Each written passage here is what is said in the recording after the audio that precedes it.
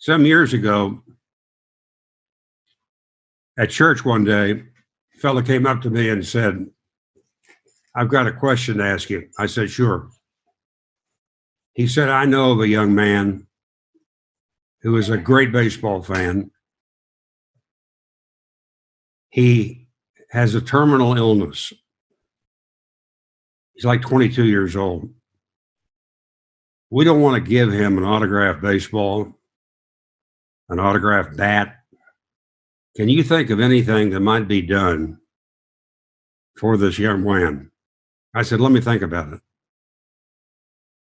So I did. And I called Mike Scioscia, who was managing the Angels. It was the middle of his season. I explained the situation to Mike. I said, "Would you go with me to see this young man?" He said, "Sure, Ross. What time do you want me ready?" So I went out, picked him up. We drove about 12 miles to the home of the young man. And he had all of his family there at his bedside. They all had cameras. They all took pictures of Mike. And this kid was really knowledgeable. He would second guess Mike on some of the calls that he made and strategy he made. And at one point, Mike said to him, "Are you an Angel fan?"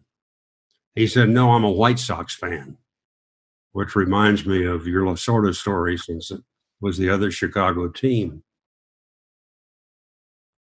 And so we spent about 45 minutes, and the boy just question after question.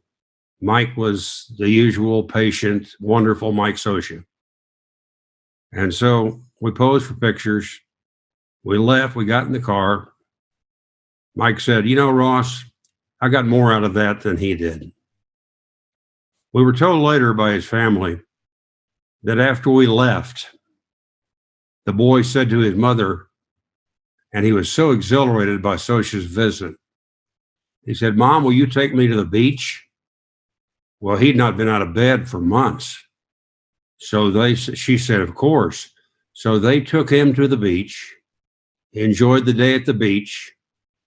A month later, he died. And that family will never, ever forget what Mike Scioscia did. No one except me and that family will ever know what Scioscia did on a day off during his season to make that trip to see the boy.